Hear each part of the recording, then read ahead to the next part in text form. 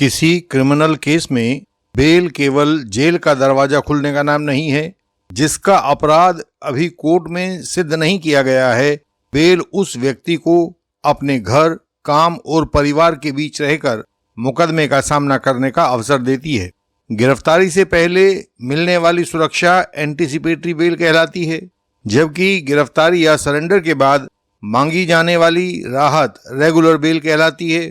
दोनों का मकसद आरोपी को केस से गायब होने की छूट देना नहीं है, बल्कि उसकी उपस्थिति सुनिश्चित करके उसे अनावश्यक कस्टडी से बचाना है।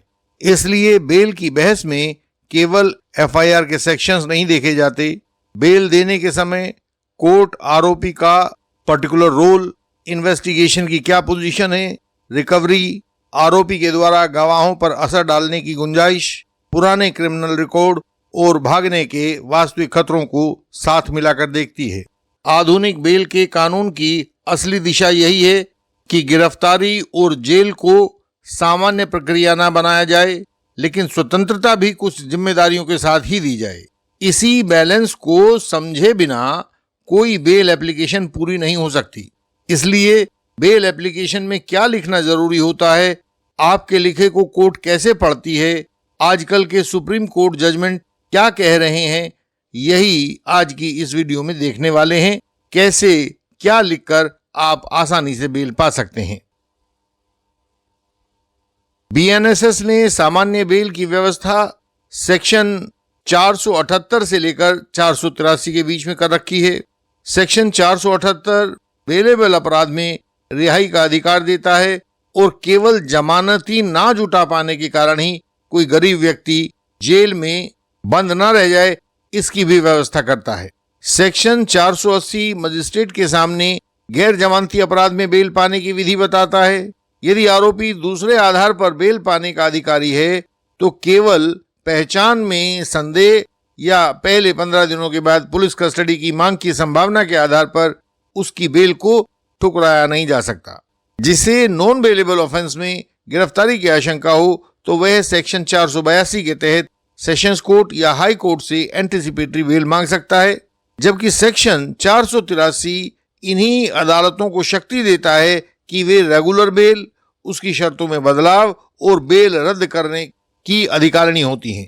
बीएनएस के सेक्शन 65 और 70 के पार्ट 2 के आरोपों में एंटीसिपेटरी बेल की सुरक्षा नए कानून ने रोक दी है और ऐसे मामलों में पब्लिक प्रोसिक्यूटर को नोटिस तथा इन्फॉर्मेंट की उपस्थिति जरूरी बना दी गई है। इससे यह समझ में आता है कि किन आरोपों में कहां बेल या कहां एंटीसिपेटरी बेल की एप्लीकेशन लगानी है, और यह सब बात सोच विचार करने के बाद ही डिसाइड करनी चाहिए। जब एक बार बेल एप्लीकेशन रिजेक्ट हो जाती है तो उसके बाद दूसरी बेल एप्लीकेशन लगाई जा सकती है, लेकिन एक ही आधार पर बार बार बेल एप्लीकेशन नहीं लगाई जा सकती। दूसरी बेल एप्लीकेशन के लिए कानून नई एप्लीकेशन ही नहीं, नई परिस्थिति की भी मांग करता है। जिस परिस्थिति में एक बार बेल एप्लीकेशन रिजेक्ट हो गई है, दोबारा उसी परिस्थिति के आधार पर बेल एप्लीकेशन नहीं लगाई जा सकती। यह ध्यान रखना जरूरी है कि चार्जशीट फाइल हो जाना, कुछ सप्ताह का टाइम गुजर जाना, नया एडवोकेट आ जाना या पुराने आर्गुमेंट्स को बदलकर अधिक प्रभावशाली भाषा में लिख देना अपने आप में कोई बदली हुई परिस्थिति नहीं बन जाते हैं। तो इसलिए इनके आधार पर नई बेल एप्लीकेशन नहीं लग सकती है। इसे एक उदाहरण से समझा जा सकता है कि यदि पहली बेल गवाहों को प्रभावित करने की आशंका के कारण रिजेक्ट हुई थी और दूसरी एप्लीकेशन भी उसी गवाह के कोर्ट बयान से पहले लगा दी गई है, तो एप्लीकेशन फिर से रिजेक्ट हो सकती है। हालांकि सुप्रीम कोर्ट ने Kamal Chaudhary versus State of MP इस केस में सभी आई विटनेसेस का एग्जामिनेशन पूरा होना वास्तविक बदलाव माना था। करीब 4 वर्ष 8 महीने की कस्टडी के साथ इस बदलाव ने दूसरी बेल का आधार उपलब्ध करवा दिया था। नई परिस्थिति की पहचान है कि जो पहले रिजेक्शन की जड़ थी उसको सचमुच खत्म कर दिया गया हो। एंटीसिपेटरी बेल की आधुनिक समझ Pradeep Sharma versus State of Gujarat, जिसका डेट ऑफ डिसीजन था 28 फरवरी 2025, इसमें साफ दिखाई देती है।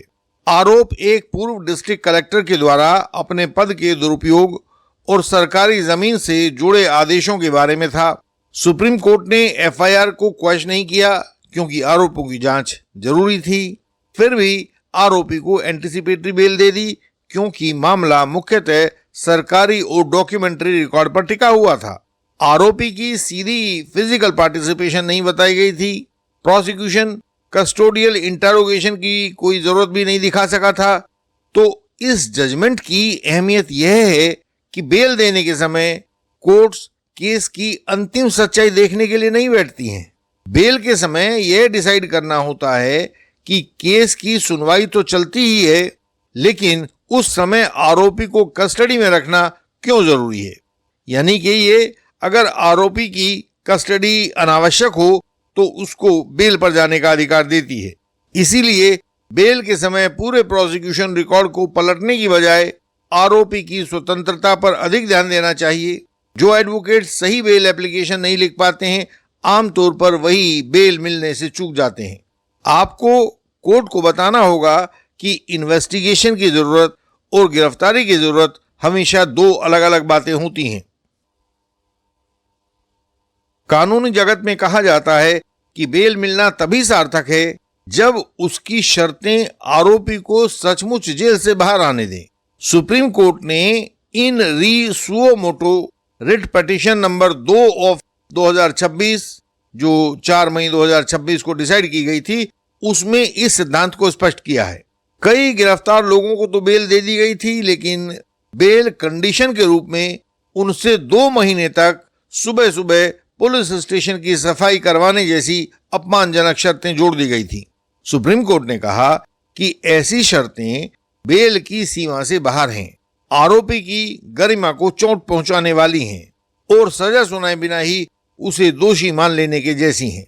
कोर्ट ने उन सब शर्तों को जो सफाई वगैरह करने के लिए थी अमान्य या वॉइड घोषित कर दिया। आरोपियों की बेल को जारी रखा और देश की सभी अदालतों को निर्देश दिया कि बेल के साथ ऐसी अपमानजनक या बोझिल शर्तें ना जोड़ी जाएं। इस जजमेंट का सीधा सा संदेश है कि सही बेल एप्लीकेशन केवल रिहाई नहीं मांगती, वह ऐसी व्यवहारिक शर्तें भी मांगती है जिन्हें आरोपी वास्तव में पूरा कर सके। बेल का मानवीय चेहरा सुरक्षित तो हो गया, लेकिन ट्रायल आगे ही नहीं बढ़ रहा हो तब गिरफ्तार व्यक्ति कितने समय तक जेल में इंतजार करे।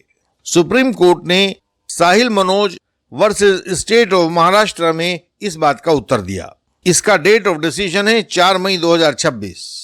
आरोपी 1 नवंबर 2022 से जुडिशियल कस्टडी में था।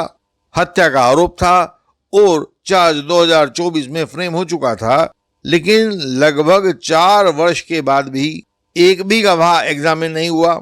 सुप्रीम कोर्ट ने कहा कि अपराध कितना भी गंभीर क्यों ना हो, यदि स्पीडी ट्रायल का अधिकार टूट रहा है तो कोर्ट को बेल की मांग पर उचित विचार करना होगा।